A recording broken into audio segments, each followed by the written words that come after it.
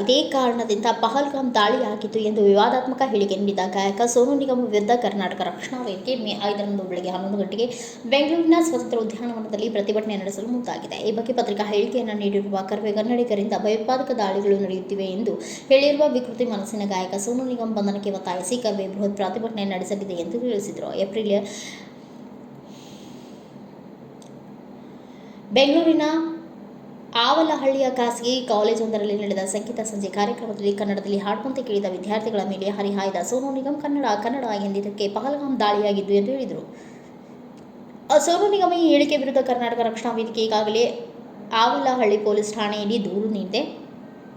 ಈ ದೂರಿನ ಆಧಾರದಲ್ಲಿ ಗಾಯಕನ ವಿರುದ್ಧ ಎಫ್ಐಆರ್ ಕೂಡ ದಾಖಲಾಗಿದೆ. ಕನ್ನಡಿಗರನ್ನ ಇಷ್ಟು ಕೀಳಾಗಿ ನಿಂದಿಸಿರುವ ಸೋನು ನಿಗಮ್ ಮತ್ತೆ ವಿಡಿಯೋ ಹರಿಬಿಟ್ಟಿದ್ದು ಕನ್ನಡಿಗರನ್ನ ಗಲೀಜು ಜನರೆಂದು ಹೀಯಾಳಿಸುತ್ತಾನೆ. ಅವರನ್ನ ಕೂಡಲೇ ಬಂಧಿಸಿ ಕ್ರಮ ಕೈಗೊಳ್ಳಬೇಕು ಎಂದು ಕರ್ವೆ ಒತ್ತಾಯಿಸಿ ಪ್ರತಿಭಟನೆ ಹಮ್ಮಿಕೊಂಡಿದೆ.